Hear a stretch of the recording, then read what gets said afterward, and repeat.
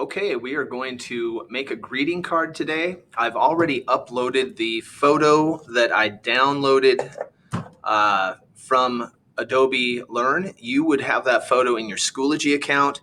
You certainly don't have to use this image. You can use any image you want off the internet. I'd rather you have some sort of creative input into what you're doing. I'm just teaching you how to use the tools in Photoshop. So with that in mind, here I have in front of me a rose with some sort of purple flowers behind it, and it's not looking very bright. It's looking rather dull, rather flat. And what I want to do first is teach you how to use just a quick adjustment that you can make that rose come to life. My rose is not in the background. If you look down in the bottom right of the screen, it shows the rose as being editable. If it just says background, that is not something you can edit. And if that is the case, you should be able to right click on the rose, and we're looking for duplicating layer. Once you duplicate that layer is then editable.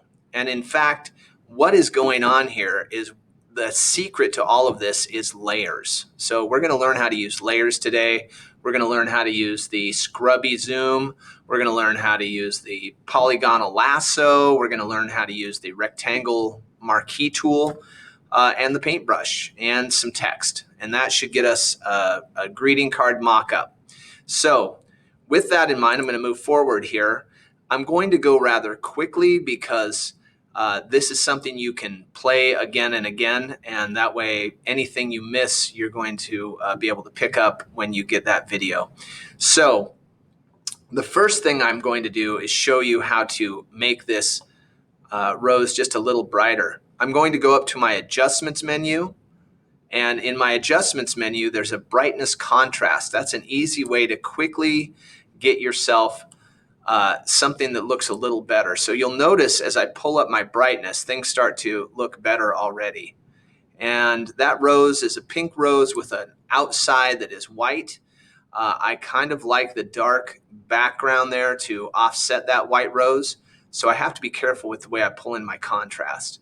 Now, the way I'm pulling things in will be different than the way yours is looking, because your eyes take in color and brightness differently than mine, and your screen is different than mine. So the setups on the screen actually are dictating what you see as a good picture. So you might send me a picture and it might be washed out because my screen looks different. So these are just kind of the things we deal with when we're in photography. All right, so I've got that kind of adjusted to where I want it. And I'm going to now put up some ribbons. But in order to do so, I have to have some different layers in order to do that. So I'm going to start a new layer over here in the bottom right corner. If you hover your mouse over, it will say create a new layer. And that's what I want to do. I can name this layer. Okay, I'm going to name this layer. If I double click on it, I'm going to name it ribbons. Okay, so we're going to create some ribbons here, and that's fine. I'm going to select that layer, and I'm going to use my rectangular marquee tool. And my rectangular marquee tool, I'm going to use at the edge of the card, and I'm going to drag it out about 2.5 inches, just so I have enough room for the name. And we're about 2.5 right there, and I want to be about 7.75 high, and there it is. All right, so we now have something we can use with our paintbrush. Now I want to color this in. I happen to have red selected right now. I'm going to use that paintbrush tool, and it will only paint inside the marquee. If you'll notice, my paintbrush is open pretty wide. Even though it has a soft round edge, it's open pretty wide because I want that to completely color in. So what I did is I took my paintbrush, I opened it up, I opened the size up. Right now it's 177. If I was down and it was very small, I could use it. It just takes longer to color everything in. So I want a fairly large brush size because when I color with this, it will not color outside the marquee tool right there. So we're good even if it's too big of a brush. Now what I want, I put mine on 100% opacity, which means that it's going to be a solid color. And then I put my flow rate up at 100%. You can mess with these and they'll give different effects. I just want to quickly get it done. So that's what I did there. So now that I have everything picked out, I'm just going to hold down my mouse. I'm going to color in the ribbon. And as you'll notice, because of that soft round, I still have to get to the edges of it. And I've done that. So now that the marquee has been selected, I'm going to go into the select drop-down menu and I'm going to deselect that marquee. There it is. I'm going to make another one of those up at the top here. So I go into the marquee tool again, and this is where the saying is going to go in my card.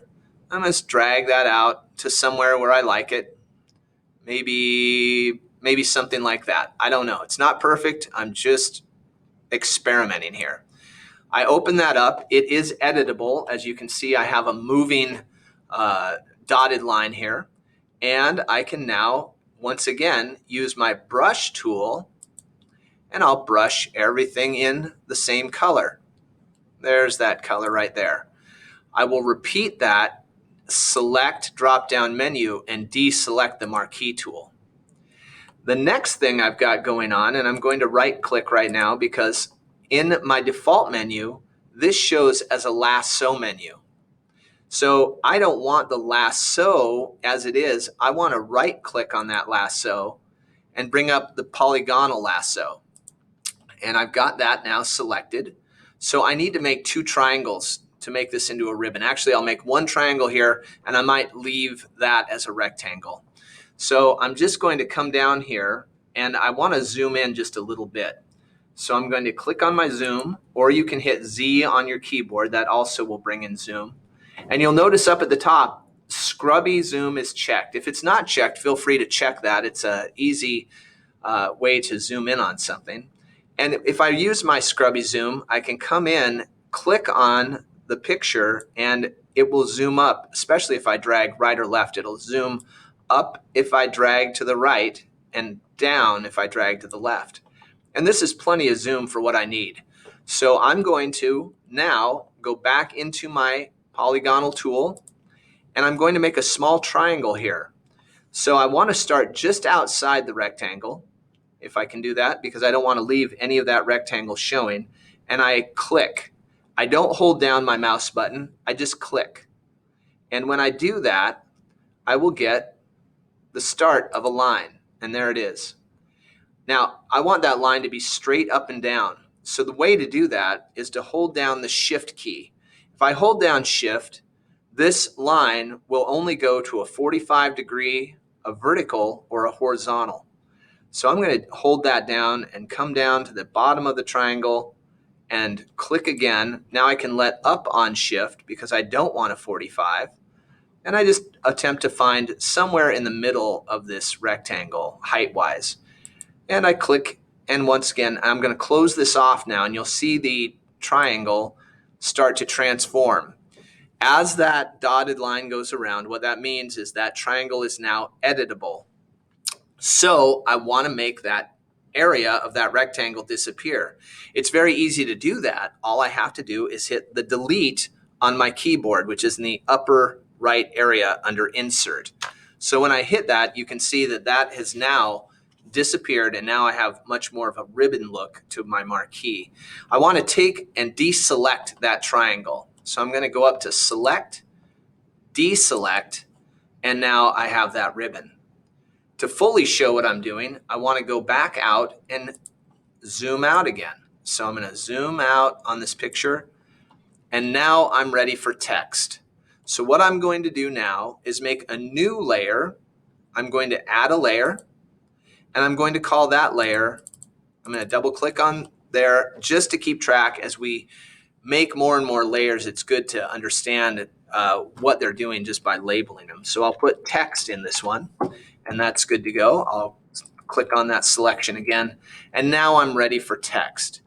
Everything should be fairly straightforward from here. I'm going to click on my horizontal text. If you had a vertical ribbon, you could certainly type up and down. It will just make those letters go vertically as opposed to horizontally. Right now I'm going horizontal. What I do is I come out here and I click and drag out a text box, probably very familiar to most of you. And when I do that, what you see is that language come up, which really is probably not something you can understand. And that just tells me now I'm ready to edit. Here's the problem. Right now I have a peach selected as my lettering. That might be something you want. That might be something that you want nothing to do with. You may want something that's more in the green area. So what I'm going to do is I'm going to click on my red foreground color, and I want to pick something maybe from the green area. If I don't like any of the colors here, I can try to match slightly a color that I see in this flower area. Maybe I want green. So I'm going to click on green, and you can see that the green palette comes up. If I wanted another color, I could click on black, and the black comes up. So I think I'm going to try green. We'll see how this looks. It might not look good. This green to me looks a little dark. I might want to brighten it up just a little. I can drag that up the color palette till I get something that's just a little brighter that maybe goes with that background a little better. So I've now got the color I want. I'll say okay. And sure enough, in the foreground, there's that green.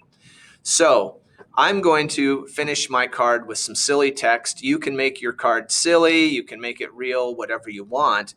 I'll just say something like, your allergies are starting to bother me. And then at the bottom, I'm going to put in text again, and I'll drag in a text box here, although it's not going to, there it goes.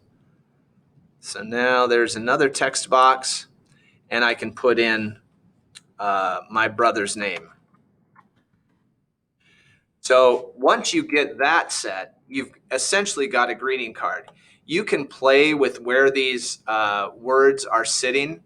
I happen to have a properties menu up here for my text, and you can go in and play with your font size. So if I wanted to, I could turn this into a 48 point, so Toby's name is bigger. I could Control Z that. I can go up here and also control that 48 point, and it's a little too big for the text box. So there's 16, we're a little small, 30, looks just about right. So if you'd like to change the font or the text, you can go up and change the style up here. Right now, Arial is selected. I could just as easily pick something very fancy or go down any of these places and find out what I'm looking for. So that is our lesson for today. And if you're having issues, I'll be around to help you out. But I just wanted to get a quick tutorial out there for everybody so you can quickly and easily make that greeting card assignment for yourself. All right. Thanks, everybody, and have a great day.